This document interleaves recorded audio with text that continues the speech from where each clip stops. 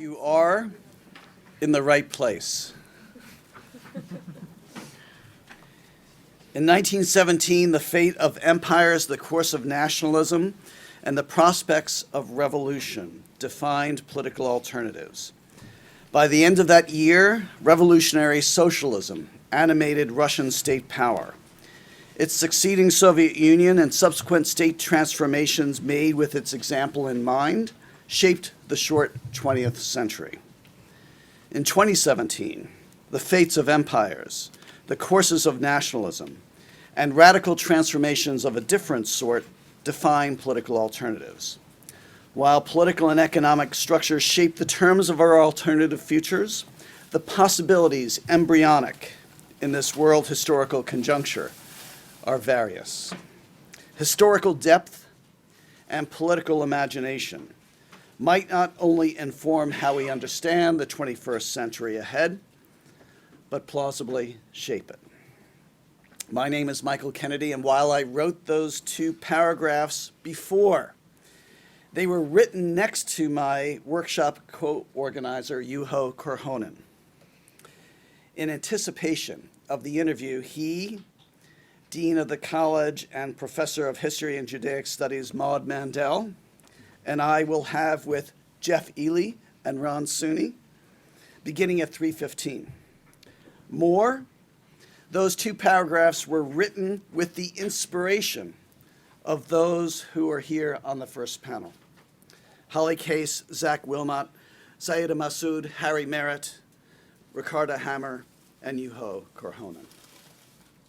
Of course, our two guests from the University of Michigan, Jeff Ely and Ron Sunni, make this day much more than a Brown University event, even one so great that enjoys the sponsorship of the Dean of the College and the History and Sociology departments, and of course the Watson Institute for International and Public Affairs, who is not only generous with its resources, but also generous with its colleagues. And here I'd like to just thank in particular Ellen White and Alex Lafayette especially. But I might say that this is more than a Brown University event because today suggests, at least to me, the Brown University that might inspire us all to move beyond what we do now and think in more collaborative and transformational ways simultaneously. I'll say much more about Jeff and Ron when we begin our second session, where Maud, Juho, and I interview them. But for now, I might simply say that they are not only most distinguished historians from the University of Michigan whose works on empire, nationalism, revolution, genocide, socialism, and democracy have been transformational. They also cross academic disciplines in the most profound way, reaching beyond and with cultural studies to political science in the most consequential of fashions.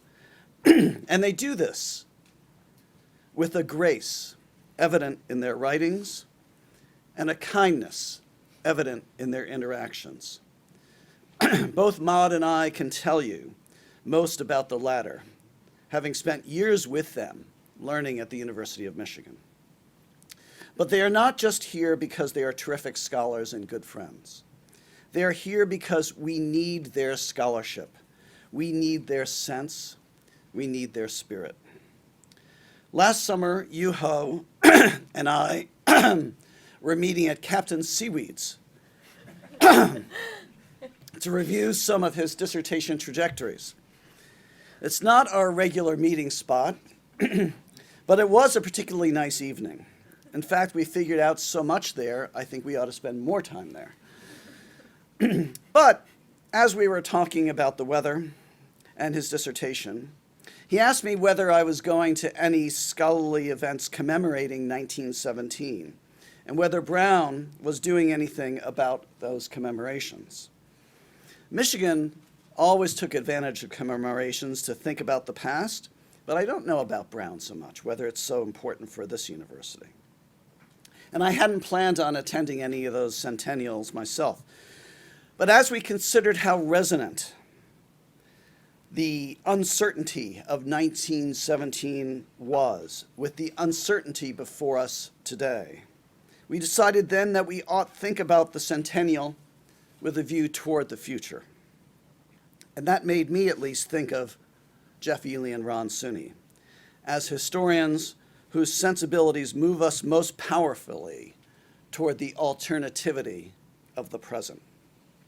You will see why if you don't already recognize that during our interview.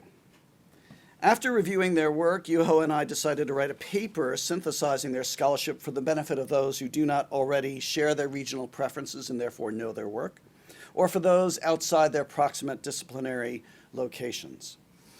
But writing that paper was not only inspired by them, it was inspired by our local colleagues whose work inspires us to think about history and the future simultaneously. After all, empire is not gone, but in what ways has empire transmuted over this last century? How ought democracy recast its demos if it sheds its worst nationalist affects and remembers its imperial formation? How might we figure the place of historiographical contention in social theory and the logics of revolutionary and post-revolutionary change in that contest? Indeed, how might a sense of alternatives lost a century ago refashion our sense of possibilities for our futures? One of those immediate possibilities for the future rests in the colleague who now coordinates this panel. In a university where history and sociology are in regular conversation, I would have known Holly Case from her first interview. After all, her colleagues in Vienna kept asking me whether I knew her. And my colleagues here at Brown were always surprised when I said we had not yet met. I knew her scholarly reputation and her accomplishments, of course, before, as the author of Between States, the Transylvanian Question and the European Idea during World War II. But now I'm especially intrigued with her work underway on, quote, the age of questions, the Eastern, Jewish, Polish, women and worker questions, etc. And as I've come to know her, I see why everyone recommended her as a colleague. She is as generous as she is brilliant, a combination perfectly suited to thinking about 1917 and 2017, about historical alternatives and alternative futures together. And with this start, I hope this is not only an illustration of why a few individuals might come together, but also an additional spark toward moving history and sociology and other social sciences into more substantial dialogue. This panel is a great stimulant, and for that reason, I'm very glad to pass the moderation of this panel over to Holly Case. Thank you.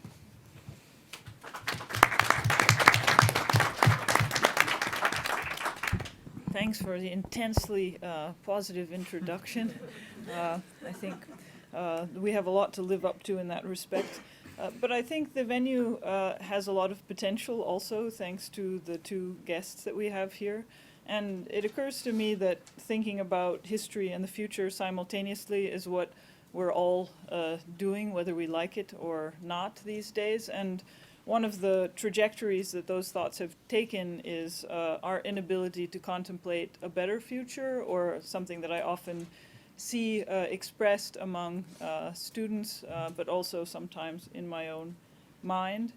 And what kind of language will it take for us to imagine a better future after the delegitimation or the death of philosophies of history that point us to an inevitable trajectory towards that better future? And I think it's ironic but significant and important that this should end up being a commemorative conference that deals with the matter of method, basically.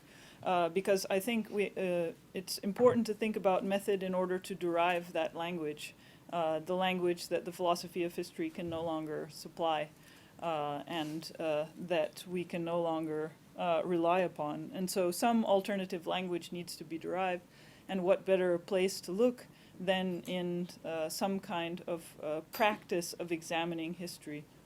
And I think these panelists here have a lot to offer in that regard, and I look forward to the conversation intensely. So I'd like to start by outlining what the format of the venue is. We have 5 presenters, and so I'm going to introduce them one at a time, so right before they individually present. And then each of the presenters will come up to the podium, have about 10 minutes to present their papers and arguments. And then I'll give a brief commentary on the whole and maybe pose some questions to the panelists in one series of statements. And then we'll open it up to a more general discussion in which I hope you'll all participate. So with that, I'd like to start with our first panelist, who is Zachary Wilmot, and he's a PhD candidate in sociology. His research focuses on the impacts of social movements and revolutions on culture, politics, and social change. His dissertation examines the dynamic and complex ways in which revolutions encourage social transformation, with a focus on the development and durability of revolutionary cultures following the 1979 Iranian and Nicaraguan revolutions. And with that, I'd like to turn the floor over to Zach.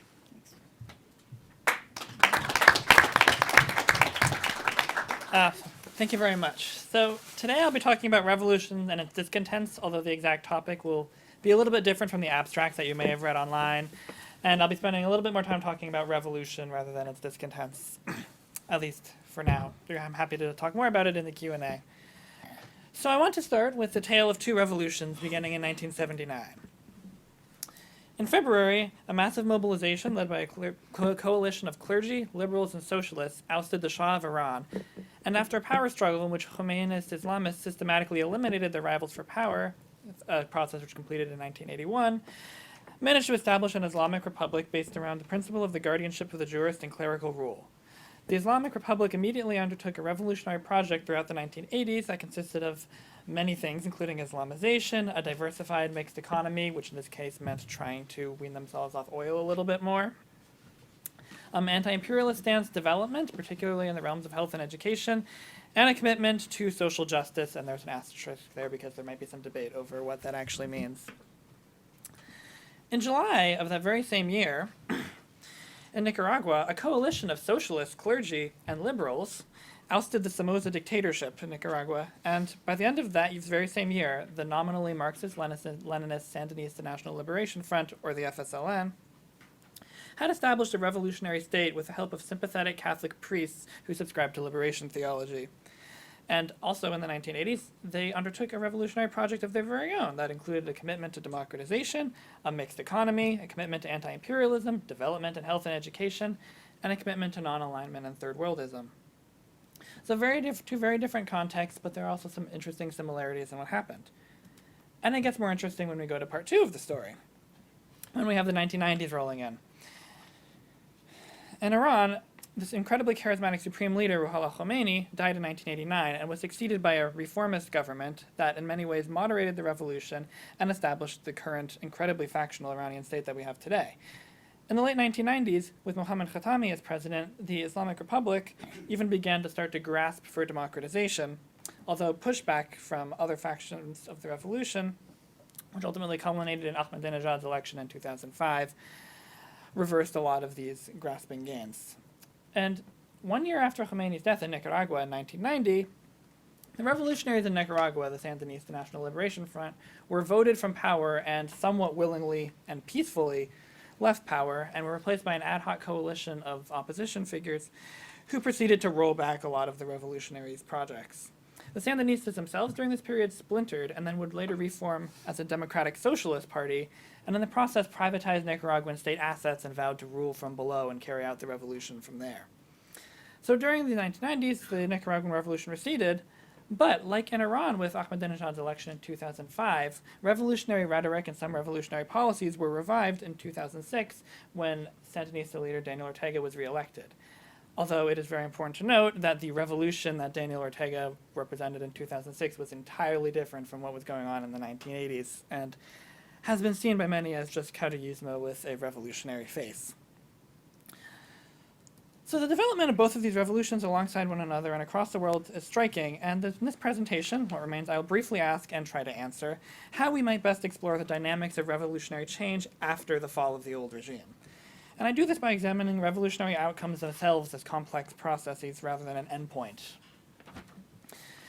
And this requires a set of conceptual tools that are very different from that you need to look at the insurrectionary phase of a revolution. The dynamics of resistance and transformation, while related, are not the same.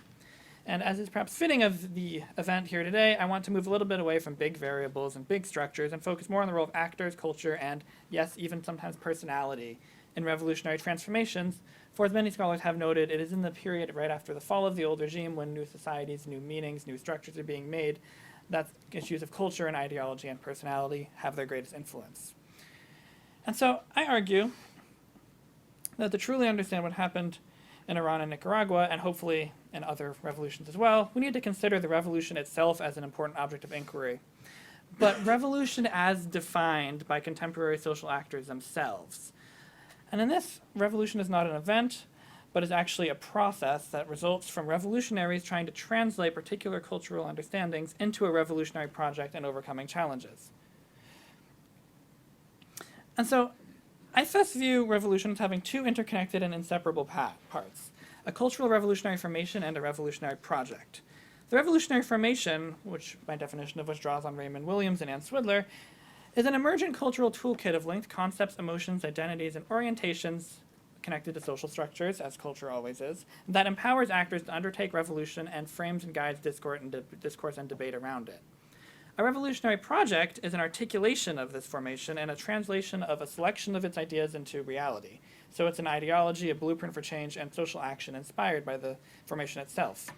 And it's important here that I mention that in a revolution, multiple projects can and almost always do exist, especially because cultural formations themselves are riddled with contradictions, tensions, and incoherence.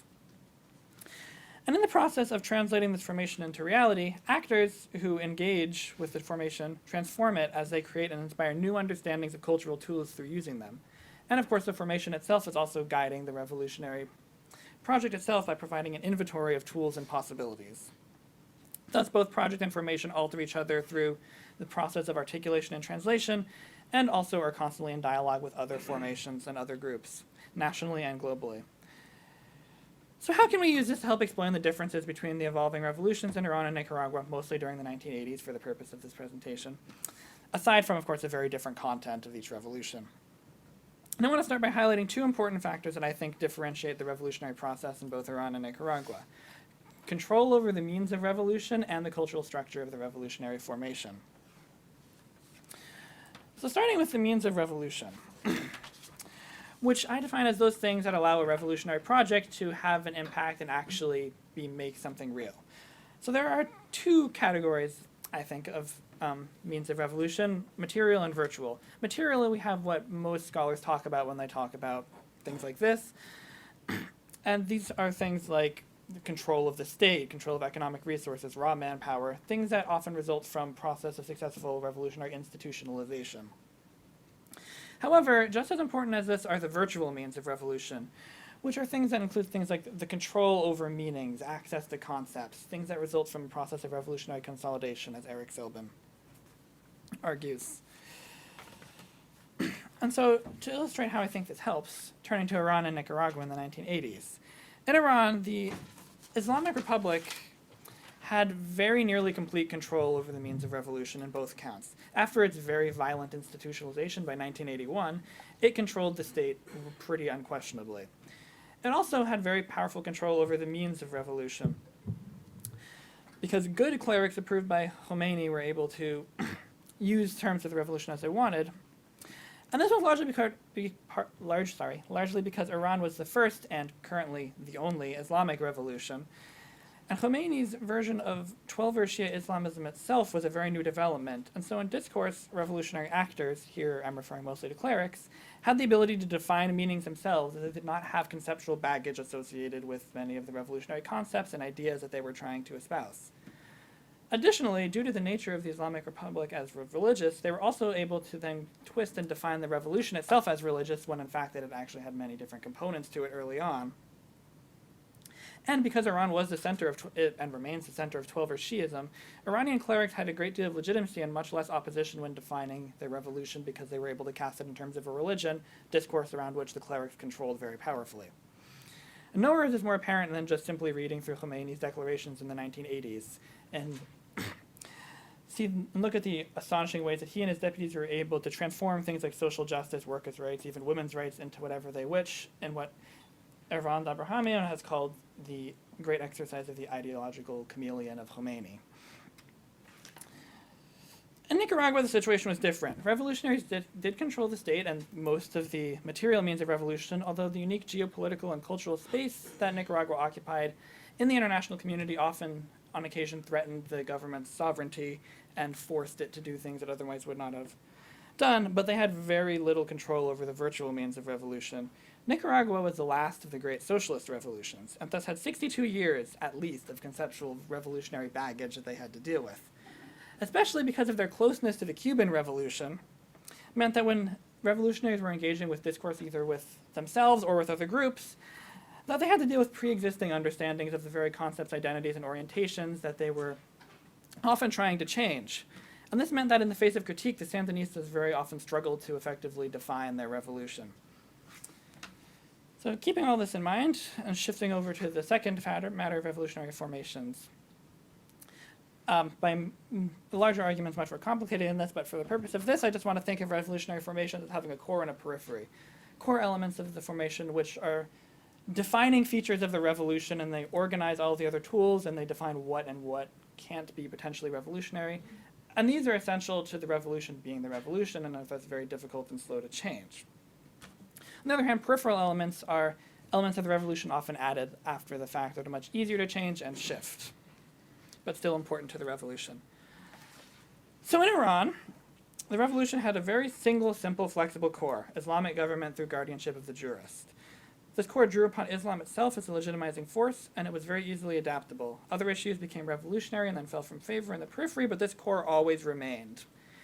Countless dynamic peripheries thus surrounded this core, things like private property, social justice, workers' rights, even women's rights. Anything could be a part of the formation on the periphery if any cleric that was approved by the state could endorse it. The reform movement of the late 1990s being a very good example of this, especially as it illustrates how often many of the radical changes the reform movement sought were actually able to be sort of folded into the revolution as a whole and tamed.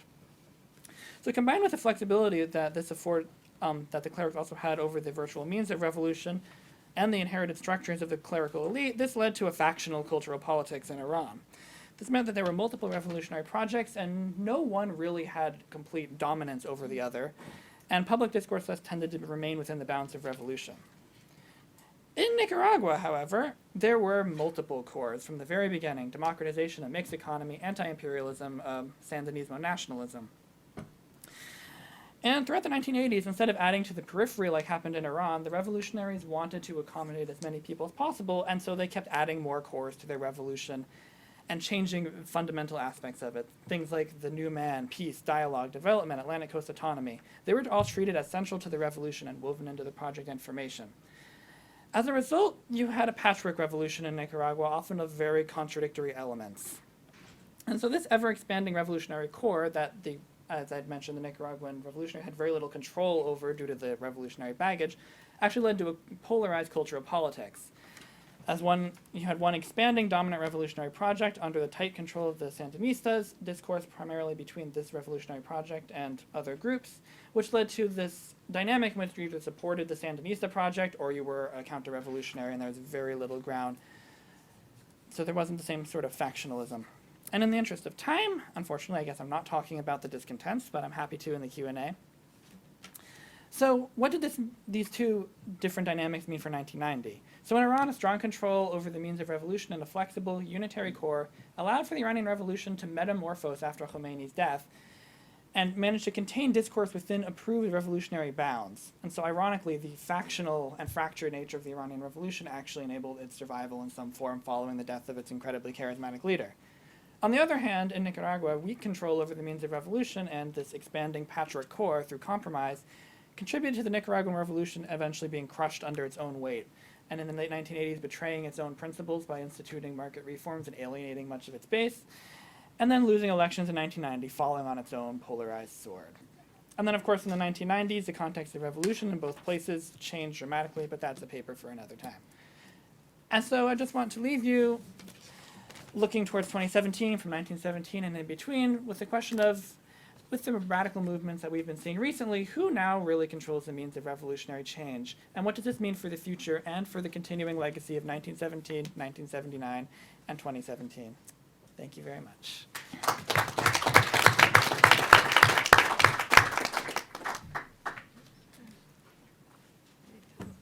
Thank you so much. So our second panelist is Syeda Massoud, who is a PhD student in sociology, and her research focuses on relations between cultural consumption and Orientalist texts. Her dissertation examines how the US empire manifests in the creation and reception of cultural objects, and relies on analyzing the creation and readings of two books with interrelated histories written after 9/11 in places they are connected to, specifically Afghanistan, Norway, and the United States. So with that, I'll turn the floor over to Syeda. Thank you.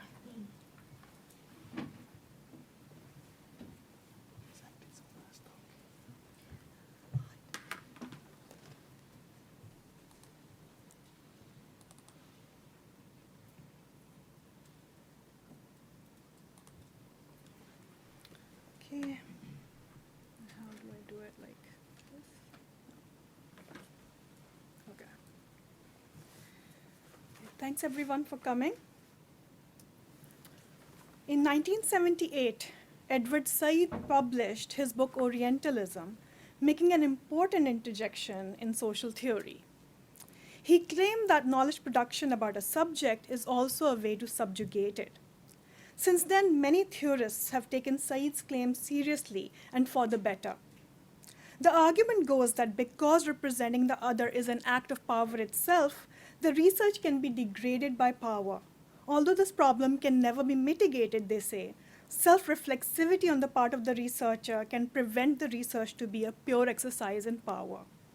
If the purpose of the call to decolonize the academy is to make the academy more egalitarian and rid it of the remnants of a racialized and colonized past, I ask if the Saidian approach goes far enough.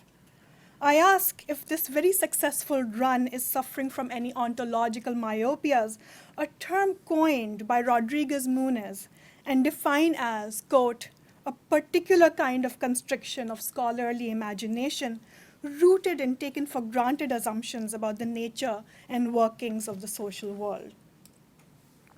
By using the case of Reis-Seierstadt controversy, which I discuss in this paper, I ask what are the ontological myopias of, if any, of the Saidian thinking? And what can we do about it? It was 2002. In Afghanistan, embedded within the Northern Alliance, a militant group supported by the US and NATO to topple the Taliban was a 33-year-old female Norwegian reporter, Åsna Seierstad, who was covering the war. After the end of her assignment in the region, she visited Kabul, where she met Shah Mohammad Reis when she visited his bookstore. Seierstad convinced Reis that she wanted to write a book on real Afghan life, for which she wanted to live with Reis's family for some time and observe them. Then, over Christmas break of 2001, she sold the idea to her publishers in Norway, even without a written proposal. The interest in Afghanistan was such at this time. During the stay, she became privy to the family's intimate details. As Reis's family members asked her not to include those details in her book, she made a decision to include all the details, but changed the names of the family to protect their privacy. She, however, let many other details stay, which identified Reis and his family. For example, on the cover of her book, which was the photo of Reis's young child. The book was successful in its original Norwegian and got published in 19 other languages, including English, and became a fixture of bestseller lists. The Guardian called the book, and I quote, a beefed-up bedroom version of Samuel Huntington's Clash of Civilizations, unquote. Reis did not know the contents of the book until June 2003, when he read the English version. He was unhappy with many details described about him and his family members, especially as related to his connections with his family members, as well as his relatives' romantic and sexual relations. Eventually, in 2006, Reis's wife Soraya sued Seierstad in Norway, but by 2012 had lost the case. During this time, Reis also wrote and published a book called Once Upon a Time There Was a Bookseller in Kabul. In the book, Reis uses the Norse mythical creatures trolls to contradict Seierstad's account, as well as give his point of view on the book. This controversy also got the attention of scholars who published articles on it in both peer-reviewed journals as well as general consumption literary magazines. After criticizing Seierstad for being Orientalist, they recommended that Seierstad's fault is in the use of wrong methods. Although they acknowledged that she does not claim to be an anthropologist, they encouraged her to be self-reflexive, cognizant about her positionality as a Norwegian citizen. For example, I quote the anthropologist Knut Christian Mire here, who wrote in Anthropology Today, quote, "The crucial insight is that claims to represent others enact and imbricate wider relationships of power. Moreover, the absence of a post-colonial critique of Seierstad's text was especially notable in the light of the fact that Norwegian soldiers were deployed as part of the coalition forces in both Afghanistan and Iraq," unquote. These scholars' criticism of Seierstad is in the Syedian tradition. It is a worthwhile suggestion, but by doing so, these scholars still center the subjectivity and practice of Seierstad and not Reis or his family. In this case, two books were written, one by the non-Western subject, but any intellectual interest in this very under-researched story is in the Western protagonist, even if the book written by Shah Muhammad Reis is also in Norwegian and English and so is readable by a larger audience. Reis was praised for his courage, but remained a footnote of the scholarly discourse, which largely remained a referendum on Seierstad's actions. Even though Shah Muhammad is seen as an agent, even of historic proportions, there is scant intellectual attention on his agency and phenomenology. Even if Seierstad is criticized, the narrative is about her, while the non-Western subject remains on the periphery. The non-Western colonized subject is seen by these scholars as a quote-unquote other, to be understood in its strange context. For example, in the case of this controversy, Weir suggests that it is important to understand the gender norms in an Afghan context. Weir does acknowledge that the Afghan context is shaped by empire, including the current war being fought in the territory, but somehow for her, the subject living in the territory of the current nation-state of Afghanistan is still a pure whole subject. Both Seierstad's and Reis's books show that Reis's behavior is traditional in many ways, like living in an extended family, having multiple wives, and believing in women's bodies and behavior as deeply entangled with family honor. But on the other hand, media coverage of him also showed him as, quote-unquote, someone like us. For example, a Shakespeare lover. Or my own interviews with him where he mentioned his life philosophy as this poem by the 13th century Persian poet Sadi. Bani Adam azay yak pekarand, ke dar afrinash za yak goharand, cho uzve badard avarad rozgar, digar uzvahara namanad qarar, to kaz mehnate digran begami, na shayad ke namet nehanad admi. And Aryanpur translates it like this: human beings are members of a whole, in creation of one essence and soul. If one member is afflicted by pain, other members uneasy will remain.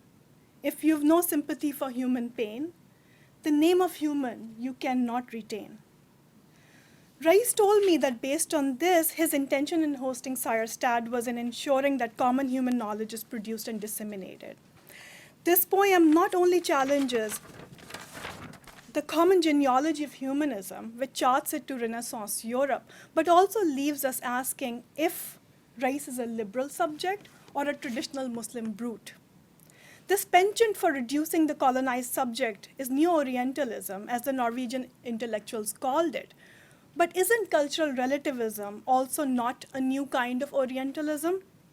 Said's project was to ensure that the other is not being stereotyped and racialized in his or her cultural otherness. However, its interpretation among cultural relativists, although a first good step, falls in the same trap, that of methodological nationalism. saying the native perspective should be respected and thereby blanketing the others as generic natives. This perspective also does not allow for a more complex Shah Muhammad Rais. The three answers about him can only be: one, he's a liberal subject; two, he's a traditional brute, and this was the conversation happening in the media at that time; or three, the cultural relativist understanding of him, that he was a traditional subject, just very different from us. Self-reflexivity, although an important first step, is focused on the theorists, the researchers, and others in the core, and their practices and psyches, instead of using the narrative of the racialized subject and learn from it to expand social theory. This is not to say that self-reflexivity needs to be foregone. Even if this technique is useful, there's a need for a sustained effort in studying whether the subject is whole and wholly different, as assumed by these techniques, or if the subject of a post-colonial world, a split subject. To understand a non-Western subject, Dubois's idea of the veil needs to be extended in the context of empire. The veil is a mechanism through which the dominant white world is unable to see the true subjectivity of the racialized other, while the racialized other has double consciousness through which he or she can see themselves through their own eyes as well as through the eyes of the racializer. Rice's experience of writing his own book can be understood from the point of view of the veil. For example, Rice knew that to reach a wider audience, he has to write in European languages. Also, his book has Norwegian characters like trolls, which he knowingly, maybe mistakenly, used to appeal to Norwegian readers. But on the other hand, a review on Amazon.com says, quote, "I was interested in hearing his version of events, but instead, Shah Muhammad Rais writes a book about Norwegian trolls visiting him in a hotel room on a business trip to Karachi to get his side of the story." He spends the next 99 pages talking about how the trolls informed him that Seierstad and her publishing company used a black magic spell to prevent the truth from getting out, but somehow never does get around to telling his own side of the story. A serious waste of my money. I'm beginning to wonder if this book was a money-making scam, as I have never read something so ludicrous and completely off topic. Once Upon a Time is a fitting title. I am very unhappy with this purchase. Unquote. The above quote shows that his version of the story was illegible to at least a portion of the small readership he did receive. As Dubois claims, even if the racialized subject claims his or her truth, it remains illegible to the white world because of the veil. Social thought would benefit from a Duboisian perspective where the subjectivity and phenomenology of the non-Western subject is at the center of theory. This decolonized theory, where Europe is decentered, is important for expansion and fecundity of the project of social theory.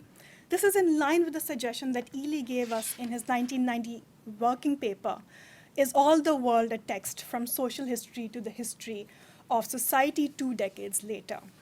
Where using feminist theory, he discusses how centering the subjectivity of the marginalized, in that case women, helped history see that, quote, the emerging liberal model of rational political exchange was not just vitiated by persisting patriarchal structures of an older sort.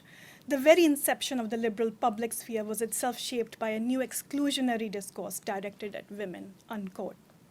Following Ely, it is important to center the marginalized for the benefit of theory.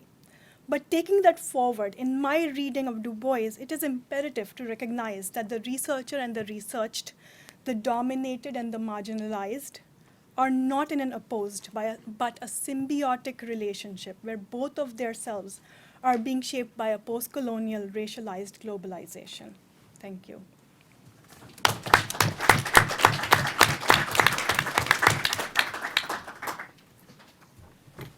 Thank you so much. Our third panelist is Harry Merritt, and he's a PhD candidate in history, focusing on 20th century Central and Eastern Europe.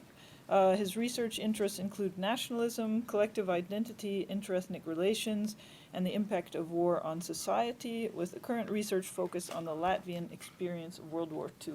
So, the floor is Harry's.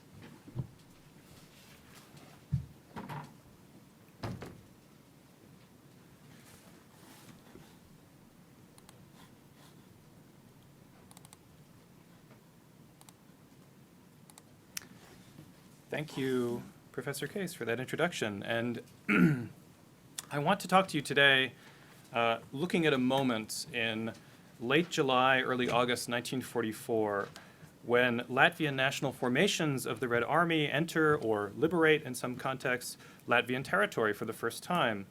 And specifically the village and rural parish of Šķaunja in the eastern province of Latgale, which is located on the Belarusian border.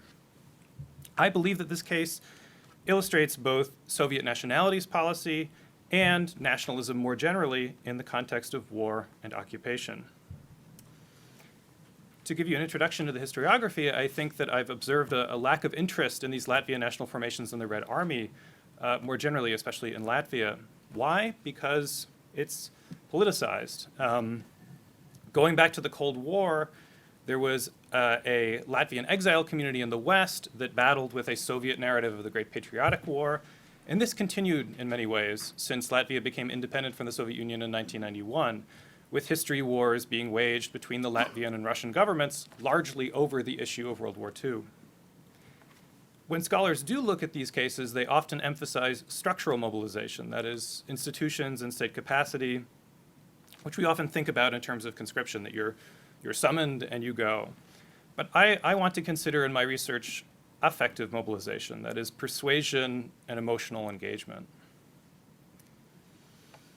How do I do that? Well, I try to do this through first-person sources, or what are sometimes referred to as ego documents. These sources are often recognized in the historical discipline as being somewhat problematic, but I think that they can shine light on histories that otherwise might not be considered. They also can reveal the complexity and subjectivity of soldiers' experiences in the case of war. One major source that has recently become very prominent is the Commission on the History of the Great Patriotic War, sometimes known as the Minsk Commission, after its founder and chairperson. And these were a series of interviews conducted with Red Army soldiers during and immediately after World War II. If you've encountered Jochen Helbeck's book on Stalingrad, he composed it largely from these interviews. And they are scattered at several archives. And I supplement these with post-Soviet interviews, along with other archival documents and published collections like the ones pictured here.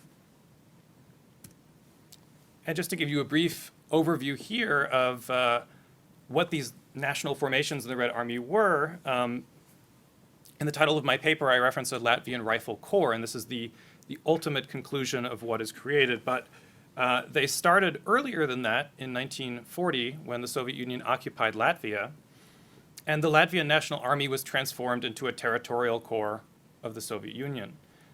However, when Germany invaded in June 1941, this military formation quickly collapsed through desertion and combat, and was dissolved shortly afterwards. But there were a series of militias, and the militia, that is the police in the Soviet context, as well as NKVD units and other evacuees who came from the Latvian Republic into Russia, where then they were combined with and supplemented by conscription to form the first official national formation, the 201st Latvian Rifle Division, in August 1941.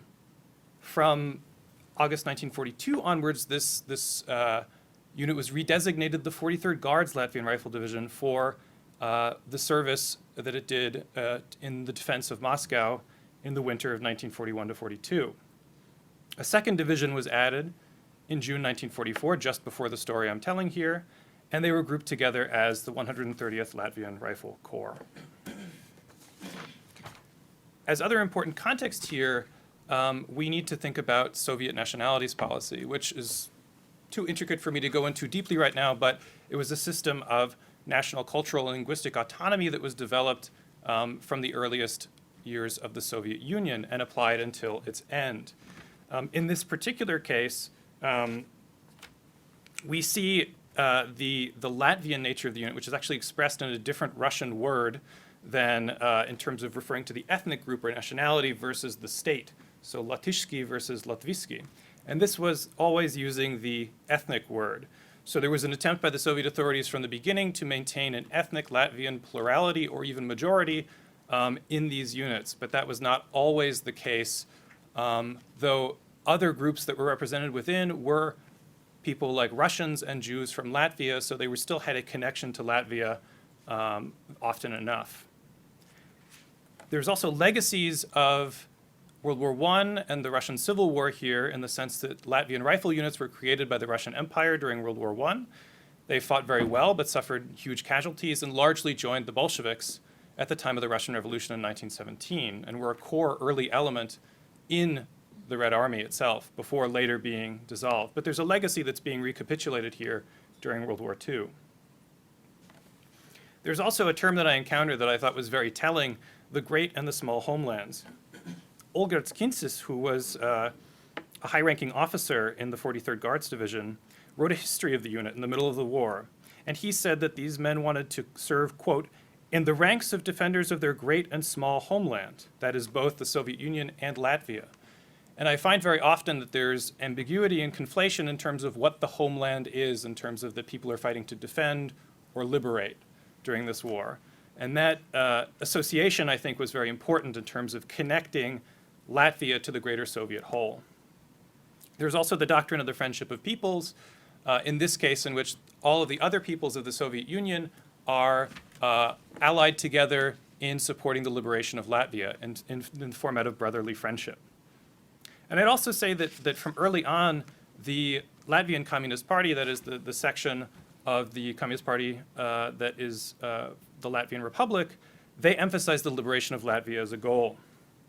Even beginning in 1942, when these units were just outside Moscow, the leadership insisted that liberation was just around the corner, and these seem to have worked. I'll give you a report from a commissar in February 1942. Quote, the approach to Latvia arouses particular enthusiasm. The personnel pledge to do everything in order to destroy the enemy and liberate Latvia. Everyone wants to visit their homes.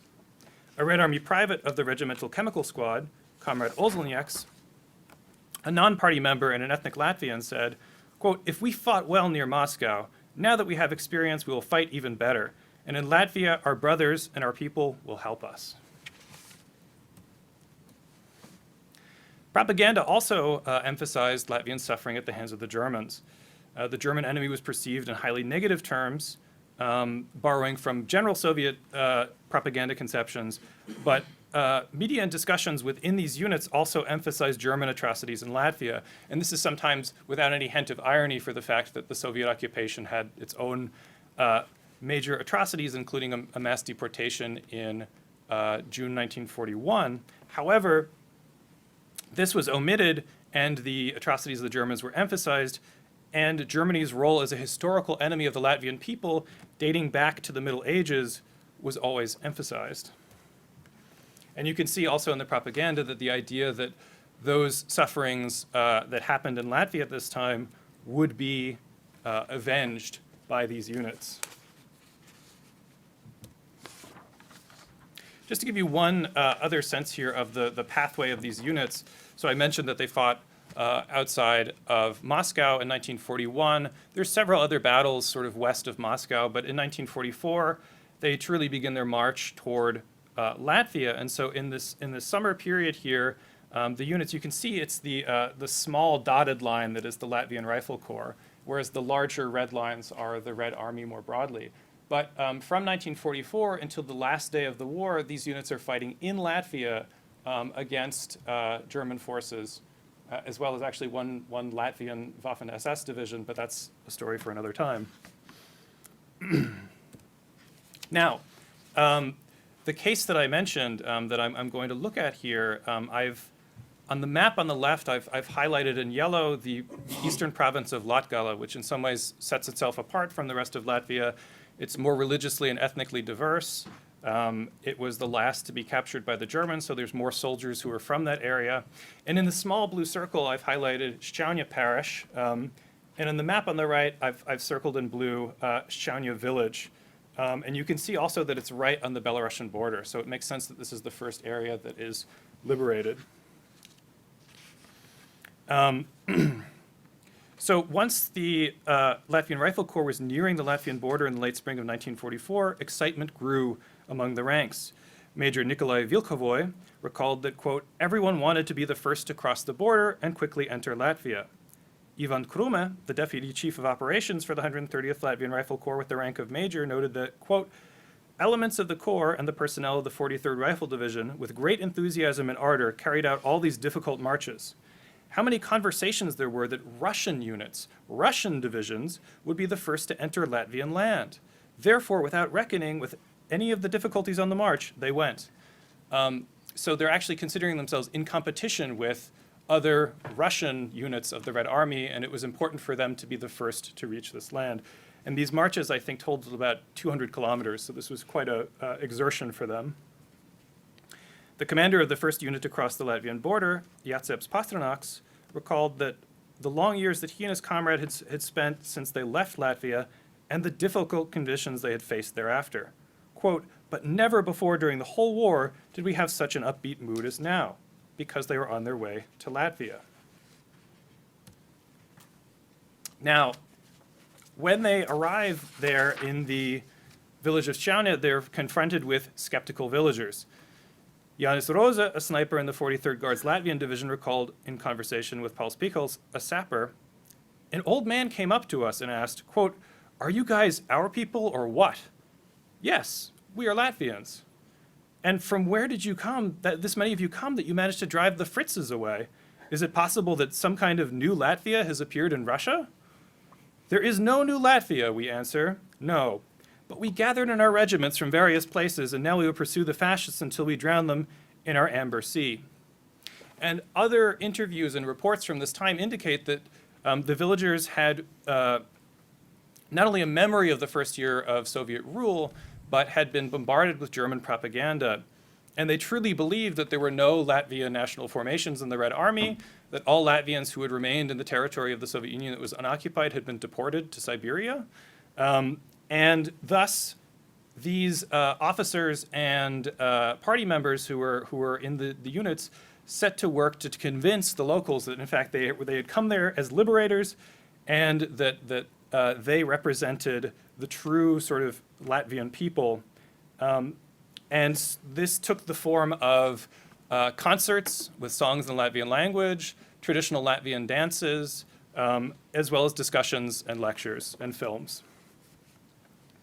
One interesting aspect here are family reunions, which the general narrative of reunion with Latvia was complemented by literal family reunions. The most interesting or memorable case of which is a unit from the Latvian Rifle Corps encounters a small group of Soviet Latvian partisans, and a woman within the partisan group recognizes her husband in the unit of the Red Army, and they're reunited and sort of go on the march together. And there's other versions of this too. Usually it's with civilians, but there were people who had family members there and are emphasizing this sort of smaller reunion that becomes a symbol for the whole. I would also say quickly that what is often associated with the Red Army when it entered territories outside of the Soviet Union are various excesses in terms of looting or violence against the local civilian population. My sources indicate here that because for years the commissars had been training them to say that you are liberators, that the Latvians are your brothers, and emphasizing the Germans as enemies, as opposed to Latvian collaborators, that this behavior was not common at this time. And any time it did occur, the political leadership within this unit was trying very hard to assuage the fears of the locals and recompensate them for anything that was stolen. An especially interesting case here is also Latvian Jewish soldiers who were coming back to a very different Latvia than they had left. And they are a substantial portion of this unit. About 10% of the soldiers serving in these divisions are Latvian Jews, or at least they are Jewish. Most of them are from Latvia. So we have in one case a Latvian Jewish officer named Ruvens Amdors who starts out very happy and joyous that he had re-entered his homeland, but later commented, quote, there were no Jews in Latvia at all. And he spends his time actually after this trying to get to the bottom of the Holocaust on his own, interviewing locals in the Latvian language and not admitting that he himself is Jewish to try to find out what had happened in this area. This is also a region in which a lot of Jews had lived, in smaller kind of shtetl towns and in the countryside.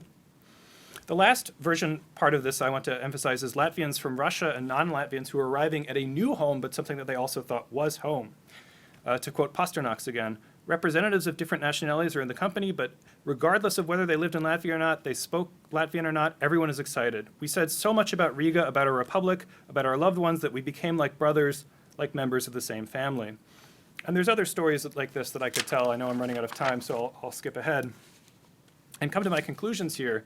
And in addition to sort of what I'm saying here in the text of the presentation, I would reference the work of 3 people in the room here, and to say that as Professor Suni has said for a very long time,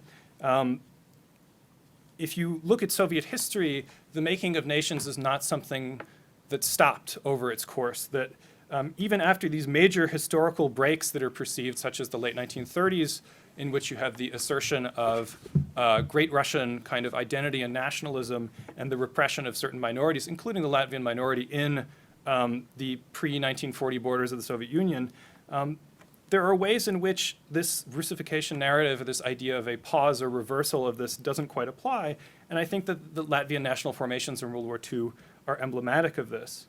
In terms of Professor Ili's work, I would go back to his Forging Democracy and thinking about this wartime moment in which communism could become national or nationalistic in many cases, and a broad anti-fascism could bring a large influx of people into the party and into communication with these communist ideals.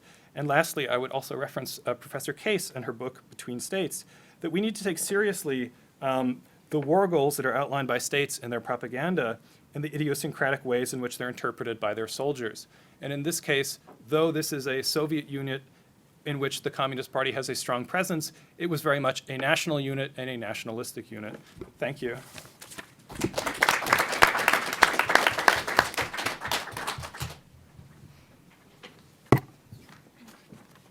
Thanks so much. Okay, so our 4th presenter is Ricarda Hammer, and who's a PhD candidate in sociology. She's interested in social and post-colonial theory and the legacies of colonialism in European politics.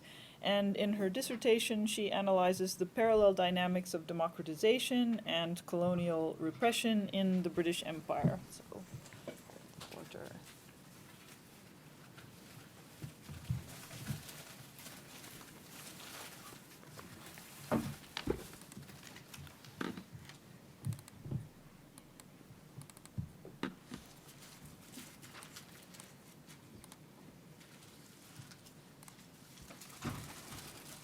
All right, thank you, Holly. Also, thank you to Juho and Michael for bringing us together. I think we all really enjoyed reading Professor Ili and Suni's work together, which, believe it or not, was fueled by Michael's culinary accomplishments, so enjoyable on every level. I'm going to talk about French colonial history and its legacies on contemporary debates around questions of integration, solidarity, and difference. But in light of our gathering today, I want to make a more general point regarding the relationship between social theory and history. So bear with me. Social theory is built from a particular kind of understanding of history. Hegel's master-slave dialectic was inspired by readings of the Haitian Revolution. Durkheim used anthropological data of indigenous Australians to conceptualize ritual and religion. The French and Russian Revolution gave us a historical understanding of what revolution as a concept could mean, and Marx looked out from Britain to theorize the workings of capitalism. You get the idea.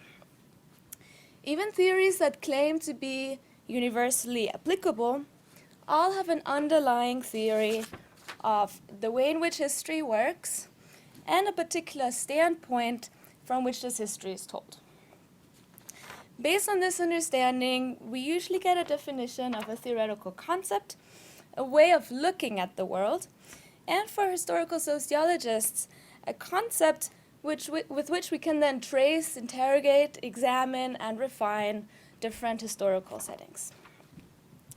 However, the linkages between theory and history are often obscured, and the histories that make up a particular theoretical category get lost in the process of abstraction.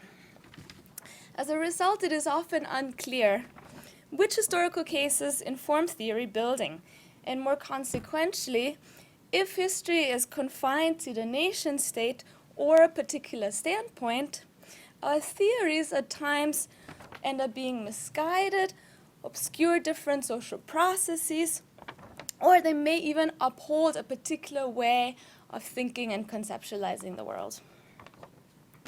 So an interrogation of how this relationship between history and theory operates can be done, as the people in this room know, with the concept of nation, empire, and revolution. And what I'm going to do is think about a concept that was made popular by Jeffrey Alexander, the concept of the civil sphere.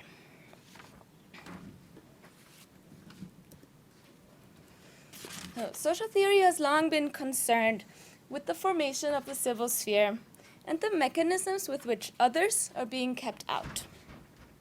Civil sphere theory seeks to trace, quote, the construction of a wider and more inclusive sphere of solidarity, unquote. How do those marked as different position themselves within the civil sphere? How do they get included in a community of solidarity? For Jeff Alexander, the civil sphere is, quote, a solidary sphere in which a certain kind of universalizing community comes to be culturally defined and to some degree institutionally enforced. It is governed by binary codes, those who are in and those who are out. And then those who are associated with uncivil characteristics are barred from entry into the solidary community. And to gain entry, it is upon them to denounce private, particular, and those uncivil characteristics and take on the values of the solidary sphere.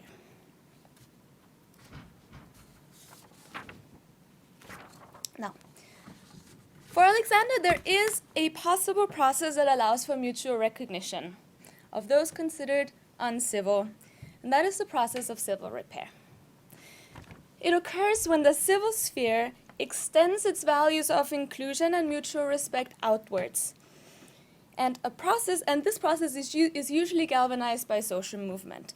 So for Alexander, he's particularly thinking about the civil rights movement in the US, where African Americans claimed their inclusion into a community that has political, civil, and social rights. Or we could think about the case of immigrant movements in France. Now, for Alexander, theoretically, everybody has access to enter the civil sphere, but the price to enter the civil sphere is to hide those stigmatized qualities. Now, it's important to understand that the possibility to achieve solidarity is theoretically possible, but its real-world problems are due to political failures or the lack of social movement activism, for example.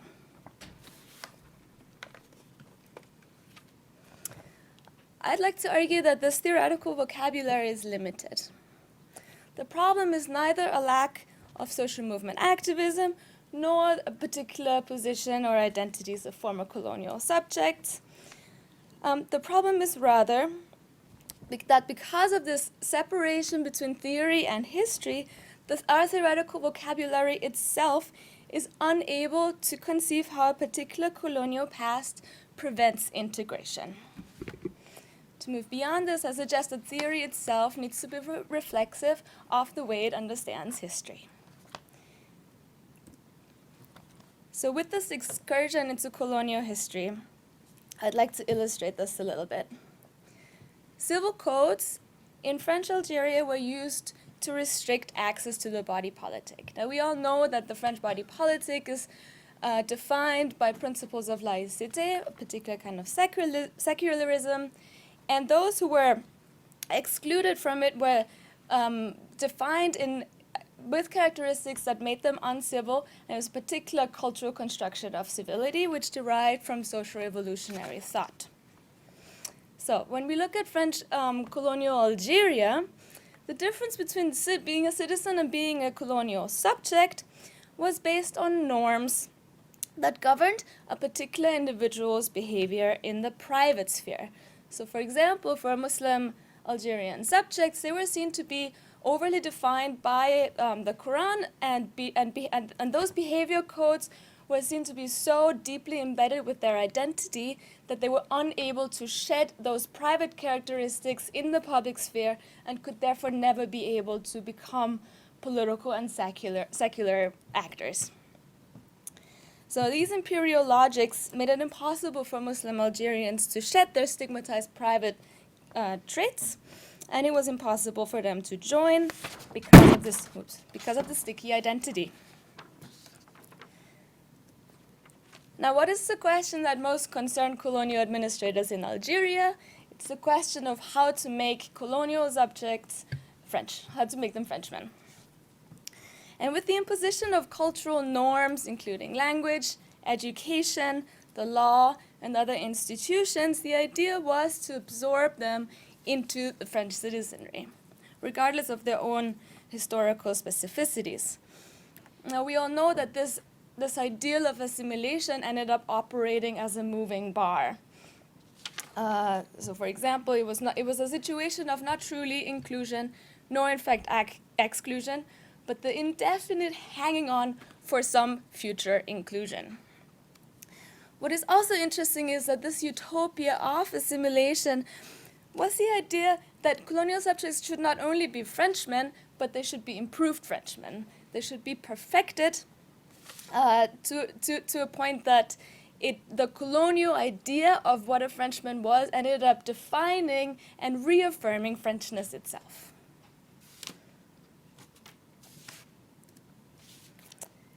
Now, from this colonial history, it becomes pretty clear that civility was a measure of control. It was used as a justification to delegitimize the interests of colonial subjects and to enforce the distinctions between being a French subject and being a citizen or having access to rights. Similarly, assimilation or integration, I would even argue, to a national ideal could only ever be a false promise. It entails an ideal of conformity that could potentially act as a moving bar, whereby the onus of proving yourself a legitimate member to the political community was placed on the colonial or also post-colonial subject, who found herself always already outside the boundaries of the body politic. From this colonial history, we also learn that civility has been laced with structures of power and a logic of conformity which is obscured if we do not look beyond the national history. Now, Alexander suggests, quote, efforts to extend solidarity depend in part on understanding excluded actors in new ways. And that leads to a process of civil repair. Now, I would argue that the question is not how others can shed their stigmatized qualities, but rather how those who are included can redefine themselves and their relationship with the other and with their own colonial past. So to put this simply, it is not a question of civil repair, because there is nothing to be repaired in itself. The question of difference and integration is instead a question of civil construction in the first place, which needs to understand the founding contradictions of French colonial history. Now, to bring it back to my first point, social theory has a role to play in this. For Alexander, the failure of integration, the failure of assimilation, and the shortcoming of universal solidarity is a failure of politics. I would argue that it's a failure of epistemic boundaries. The question of civil repair itself rests on a practice of forgetting a colonial past, and thereby suggests mechanisms for inclusion which continue to replicate these imperial logics. Now let me leave you with this. In 1952, in Black Skin, White Masks, Fanon wrote, "The European knows and does not know." France, or Europe on the whole, does not lack colonial histories. What is lacking I think, is a conversation between how our theoretical categories and consequently our frameworks of analyzing politics remain divorced from these histories, as they prevent us from seeing more emancipatory solutions and an awareness of how supposedly abstract concepts replicate a kind of colonial forgetting on a daily basis. Thank you.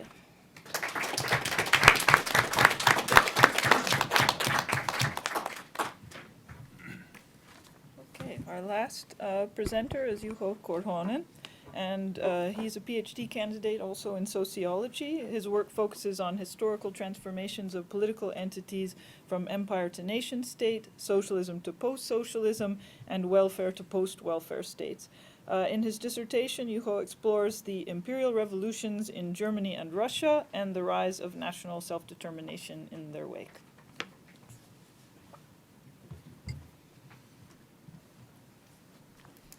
Thank you, Holly. Last one, hang on.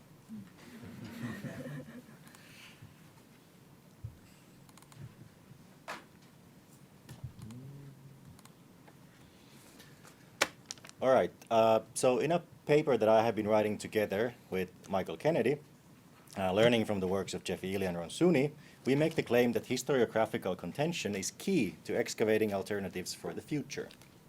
What we mean by historiographical contention is the questioning of unquestioned assumptions and the avoidance of research techniques that hinder such questioning or obscure meaningful connections and problems.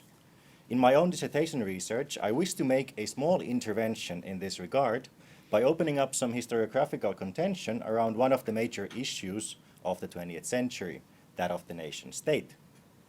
Considering the time constraint for this presentation, I will focus on how I see my work on 1917 contributing to the world in 2017.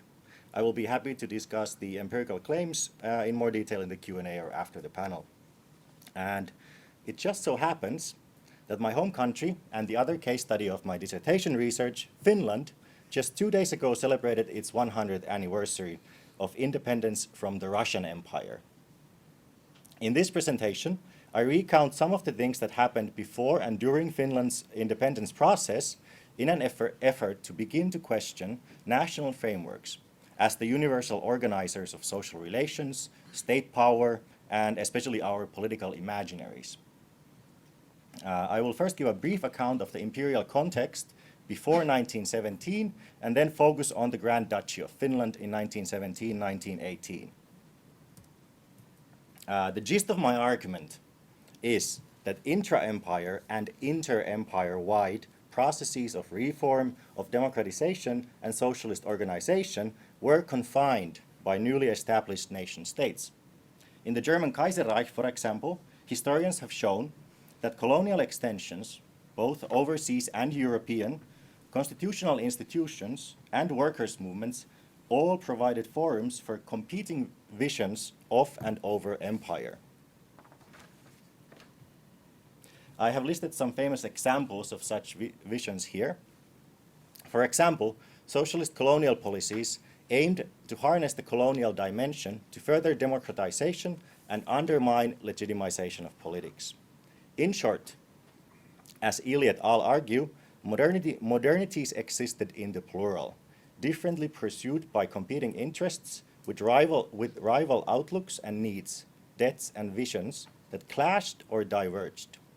But they all came from a common ground that was an awareness that the future was open and it could be given form. The present did not simply flow automatically out of the past and into the future. In other words, there was contestation over the form of the social, the national, and the state.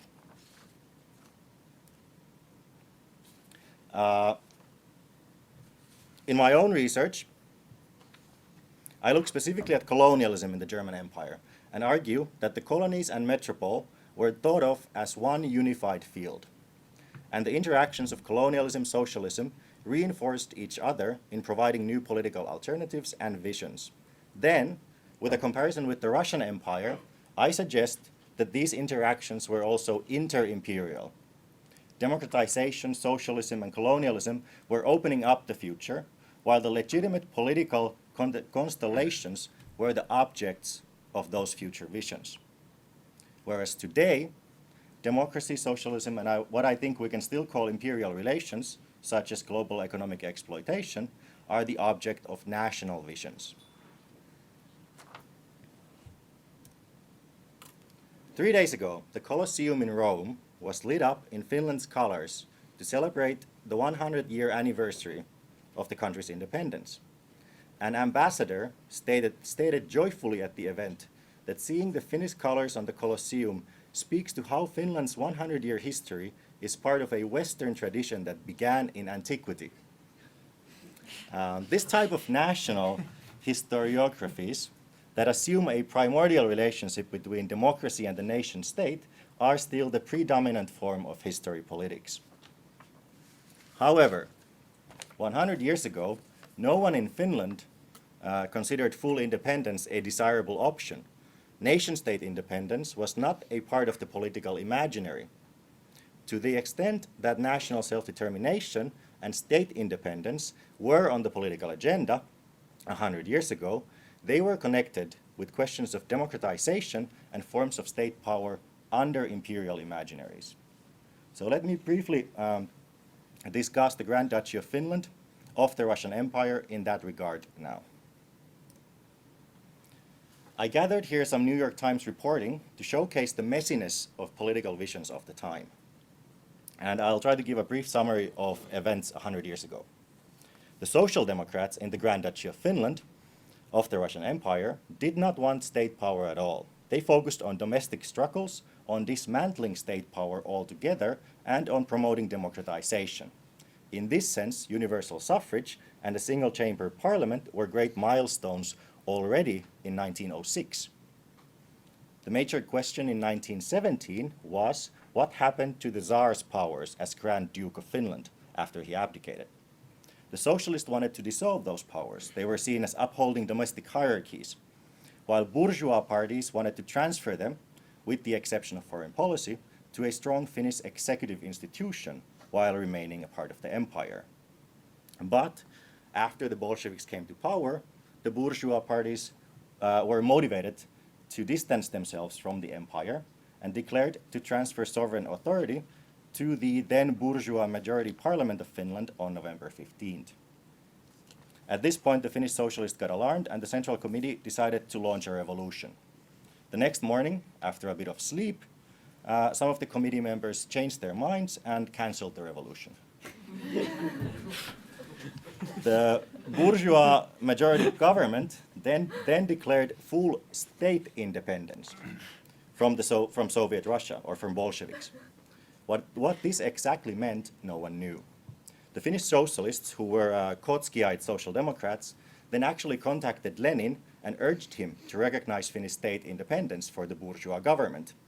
State independence was not equivalent with national self-determination at the time. The socialists' calculation was that this would move political battles into the realm of societal reform and away from issues of state sovereignty. After recognition from Lenin, the bourgeois government aimed to consolidate its power, attempted to enact draft, and contacted Germany for help and reinforcements. The situation escalated then rapidly and civil war began on January 27th. On March 1st, 1918, the red side of the civil war signed a treaty with the Soviet Union, the first of its kind between two socialist states. And by the way, in terms of Soviet nationalities policies, this is quite an interesting treaty, and I'm happy to discuss it later. And a week later, the white side of the civil war signed a treaty of trade and protection with Germany. After winning the civil war, the bourgeois side, the white side, was free to implement its vision for the future, and they ordered a king from Germany. Only as late as November-December 1918, it became clear to them that a German king was not a good idea. And in this situation, the bourgeois parties reluctantly shifted course towards becoming a presidential republic. So in the end, having lost the war, the Finnish socialists, like most socialists, were split to supporters of national parliamentary politics and to Bolsheviks embracing more and more Stalinist nationalist policies. The bourgeois parties in power failed to form an alliance with anyone, in effect isolating Finland into a neutral buffer zone, a situation with which several leading right-wing politicians were unhappy with, and some indeed sought to fix during the Second World War. All in all, no one achieved their vision, but everyone's space for maneuver became defined by the national framework.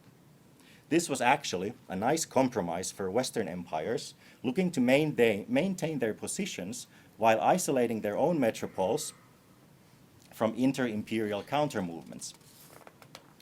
In general, what I show in my research is how different political imaginaries that led to the creation of national independence were not only intra-imperial, but inter-imperial.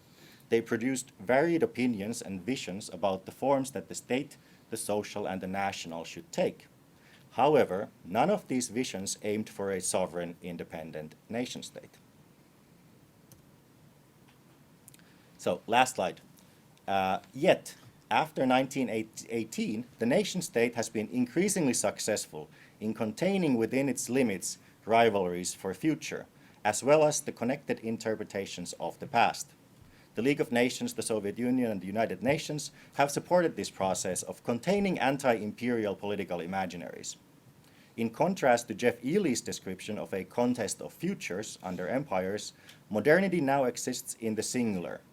The common ground is not an awareness of openness, but the nation-state framework, within which destinations must be reached and changes secured. In confining the processes and interactions of socialism, democratization, nationalism, and state formation that in pre-1917 contexts opened up futures beyond the immediate and existing political units, the nation-states are not only power and futures containers, but often treat alternative-seeking processes, as Jeff Ely has said of democratization in today's world, as epiphenomenal, as secondary effects of histories presiding elsewhere, and thereby not open to historiographical contention. With the national model, post-1917 empires have isolated from the realm of political and historiographic contestation economic and other international hierarchies, which had been the main targets of pre-1917 inter-empire socialist and democratic critiques. I hope that introducing a transnational and global perspective to research on 1917 and national self-determination's emergence can help locate further unquestioned assumptions upholding national myths.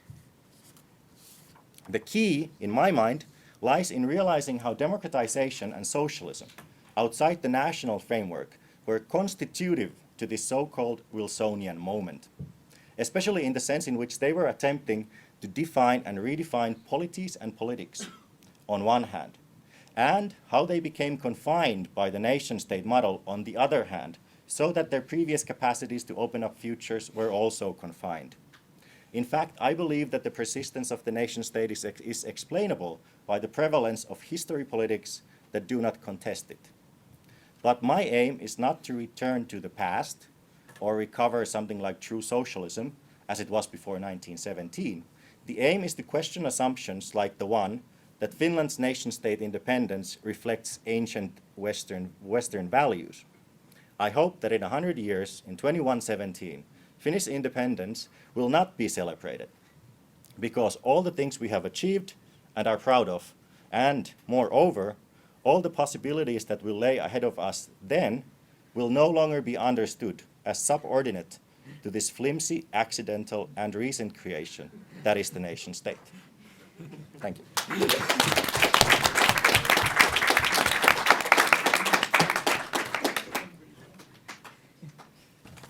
Thank you so much to all the panelists. I'm going to keep my comments brief, and I'm just going to make a general comment. I have individual questions for the panelists, and we can talk about those later, but I want to make sure we can open things up to the audience for questions.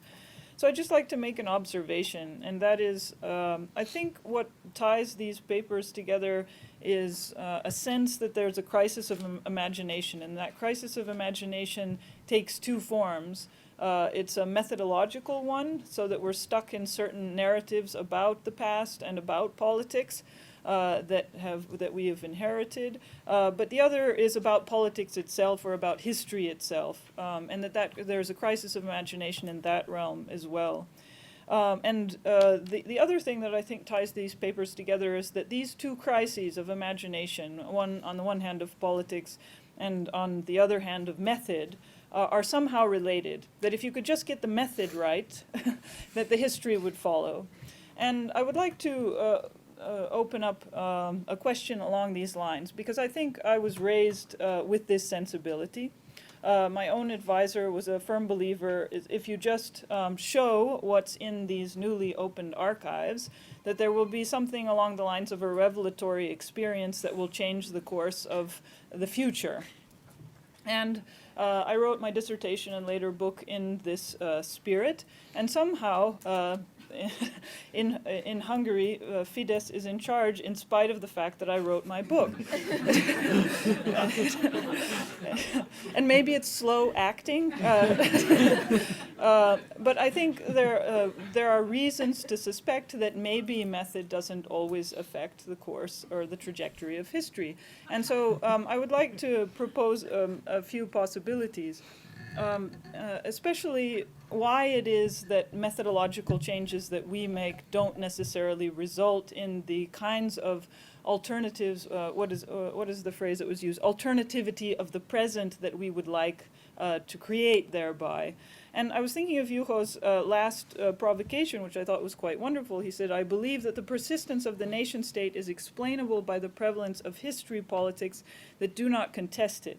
And the implication there is if you came up with the right history politics, that somehow these notions would produce an actually different trajectory to history, not just a different trajectory in the realm of method. When I think of the nation in particular, I think of three different tracks that were taken, let's say, in the past couple of decades along these lines. One of them I would classify as the sort of national indifference track. And this is the track that argued with people like Tara Zara or Peter Judson that that most people weren't thinking nationally most of the time. And so they were opening up the field to the possibility that if you showed people that most people weren't thinking national most of the time, Rogers Brubaker also falls into this category, that somehow they would stop thinking nationally all the time. And so that's one school. Another school to which I might at least partially belong, but maybe also people like Omer Bartov or Jan Gross, is what I would call the Vergangenheitsbewältigung school. The one that says, okay, not everything is history is super great. Maybe you're not tied to the Colosseum in any concrete way. Maybe you're tied to genocide, and maybe you should look into that, and maybe it would help. And this Vergangenheitsbewältigung school also has met with, let's say, mixed success in terms of transforming the politics of particular states. And the other school I would call the alternative national trajectory school. And that is the main example I can think of is someone like Timothy Snyder, who argued about Poland and Ukraine that there was a specific trajectory of Polish-Ukrainian politics that yielded their reconciliation rather than them constantly going to war with each other and killing each other. And so it was pointing out a thread in actual history that he wanted to be the dominant one and suggesting that this is also history.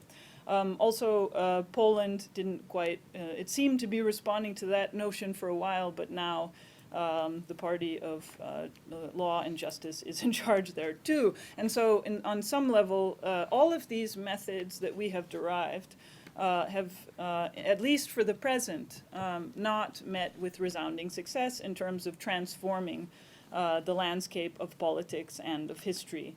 And so the question is, given all of these attempts that we have made, what can we do in the realm of the to create the alternativity of the present, and what are the possibilities and limitations of doing that through method? And so these are things that I would like to open up to the panelists and how you see the possibilities for that in the context that you're working with. But I'd also hope this question can sort of wash over into the discussion that we have later on these things. But I'd like to stop there and open the matter up for a broader discussion. I think we should take questions from the crowd and give the panelists a chance to respond to mine if they like, or specifically to yours. So, any questions?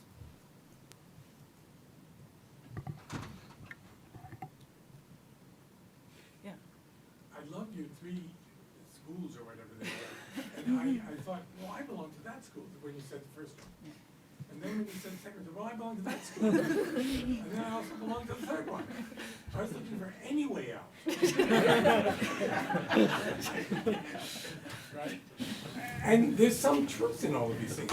That is, but it seemed to me that the underlying assumption of the 3 schools is some kind of Enlightenment idea of rationalism. That is, if people only knew, then they would think correctly, right? Which of course leaves out so many of the things that this wonderful panelist illustrated, right? All kinds of emotions and affect and powerful feelings about things, real interests, rational or emotionally determined, however, people acting in however they conceive of their interests, strategic and considerations of any particular moment, inner subjective understandings, referring to what other people are doing. So it seems to me it's a far more complex thing than thinking that if we get the story right. But at the same time, our job as professionals, of course, is to convince our students that precisely if they think right and learn about the past, things will be better.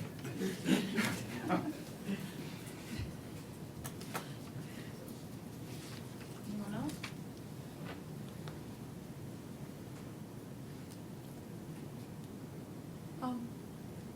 I would like to make a couple interjections which might not be fully fleshed out. But I like your provocation when you say that is method enough to, and I'm paraphrasing you, to change the world. And 2 thoughts come into my mind. One is that method of research can also be practice, which in some small way can change the world. So for example, there is a type of sociological work which is participation driven. So if part of our method is not just in which archives we go, which people do we interview, but how do we engage ourselves with the society? Who are we talking to? How do we situate ourselves? Are we experts, high above everyone, studying everyone, or are we modest listeners and learners from the society? And if part of our work and our practice and our method is also in being part of the community, in taking that DuBoisian challenge, as in we are not just here to study, but also to be a good human, and social science is an aspect of our history, is an aspect of being a good human, being a part of the society and the community that we are part of, whether that would change the world in some way. And the second is a more modest understanding of this question, and really also is connected to what Ron Sooney just said, is that we have a particular job that we are doing, which is creating knowledge. And yes, maybe we cannot completely change the world, but if we do our job well, we can only hope for something better. And maybe we can change the world better if we become president of the United States, or maybe not. But that's not our life. Our life is writing and listening and thinking. So modestly, what we can do is what we can do. So 2 very parallel ways of taking your very beautiful provocation. Would any of the other panelists like to weigh in? I can quickly, it's kind of a continuation. I would take that further and say that the problem with all of those 3 different histories that you outlined is exactly that they're considered to be objective somehow, parts of some sort of rational thinking. And while I agree with Syeda, I would take it further and say that we need to use our research and our knowledge to actively do politics, not just to try to make the world better, but actually to try to make the world better politically acknowledging that we too are political in all aspects of our research, and then, you know, mobilize that for the kind of politics we want to do.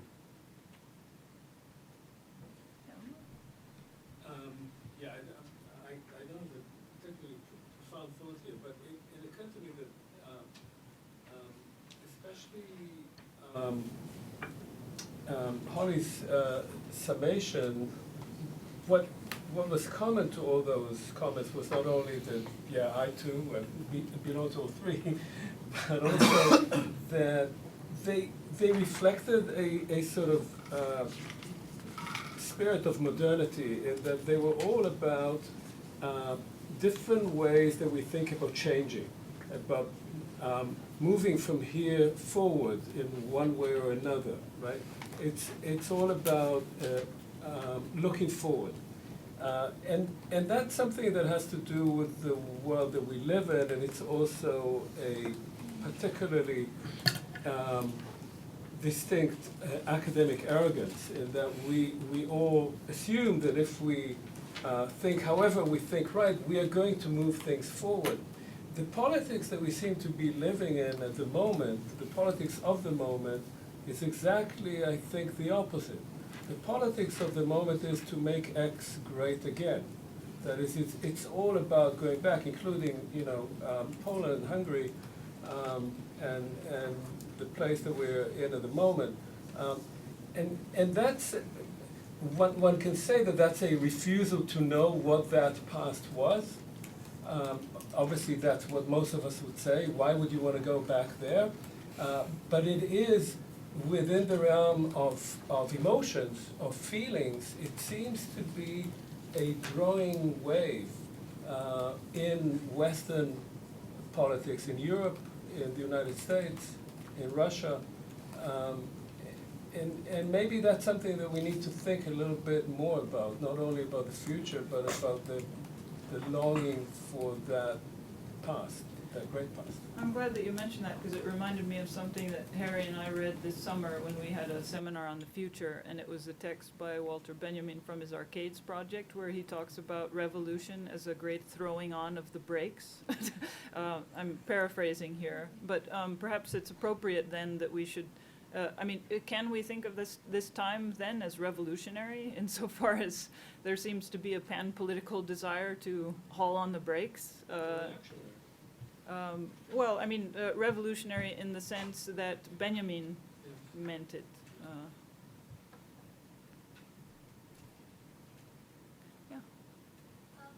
thought everyone's presentation today was really, really fantastic. And so I guess I'm really interested in this idea of expertise and intellectualism and its connection with social change. But I guess one of the questions that I'd like to present to the panelists is, how do you measure social change? And is it by creating a socialist revolution or nation state? Does it have to exist for a certain amount of years? And things like that. And maybe we can reflect on that and our contemporary political climate, especially, which I know the most well in the US. So, thank you.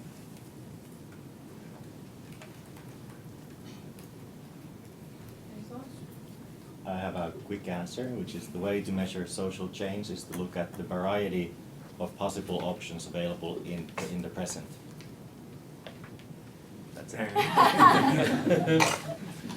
And you know, then if 10 years later you have less of those options, then I don't know, the measurement would be negative or not one we would like to see.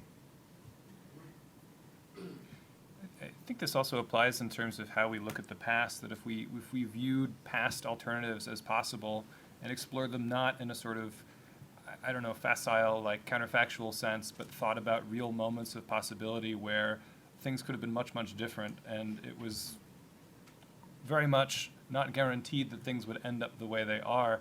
I think in some ways a sort of linear teleological view of history is part of what predated this kind of backlash or putting on the brakes that is being discussed in this moment.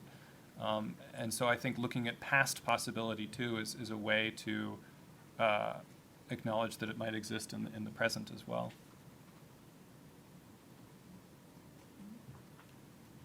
Okay. Are there any other thoughts from the panelists? We're a bit over our time as it stands, so maybe we should stop here and then we can continue the conversation over, break. Good. Oh, coffee. I wanted to say that, but I didn't want to promise it. Good.